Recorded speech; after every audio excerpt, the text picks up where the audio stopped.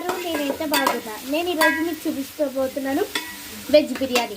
First మనం ముందుగా బిర్యానీ సామాన్లన్నీ వేసుకొని పచ్చిమిర్చి ఉల్లిపాయలు అన్నీ వేసుకొని బాగా మిక్స్ చేసుకోవాలి, బాగా కలుపుకోవాలి.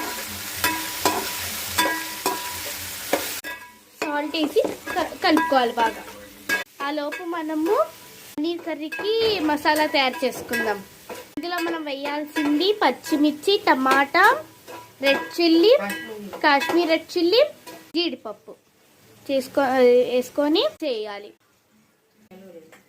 అయిపోయిందంటే 2 స్పూన్లు పెరిగేసుకొని, 1 స్పూన్ ధనియాల పొడి, 1 స్పూన్ జీలకర్ర పొడి, స్పూన్ కారం, కొంచెం పసుపు వేసి కొంచెం సాల్ట్, 1 స్పూన్ గరం మసాలా బాగా మిక్స్ చేయాలి. ఇవన్నీ వేసి అయిపోయింది. చేసిన తర్వాత పక్కన పెట్టేసుకోవాలి. దానిలోకి మనం అల్లం వెల్లుల్లి పేస్ట్ వేసుకోవాలి. 1 స్పూను, 2 స్పూన్లు బాగా మిక్స్ చేసుకోవాలి. ఇంతలోపు మనం పన్నీర్ని ముక్కలుగా కట్ చేసేయాలి.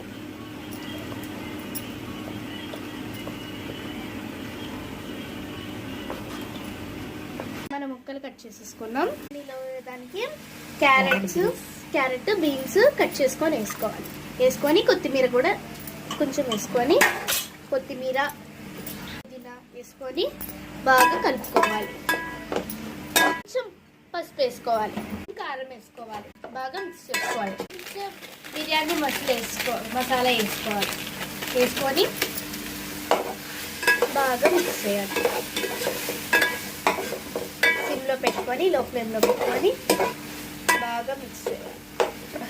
1/2 కప్పు పెరిగేసుకొని కలిపేయాలి. పన్నీర్ కర్రీలోకి ఒక ప్యాన్ తీసుకొని అందులో ఆయిల్ వేసుకోవాలి.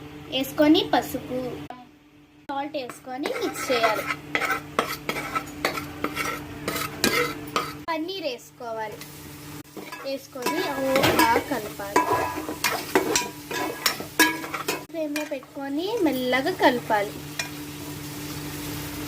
లైట్గా ఫ్రై అవ్వాలి. వాటర్ వేసేసి రైస్ వేసేయాలి. అంతే, కాసేపు మగ్గించిన తర్వాత అయిపోయినట్టే, బిర్యానీ రెడీ.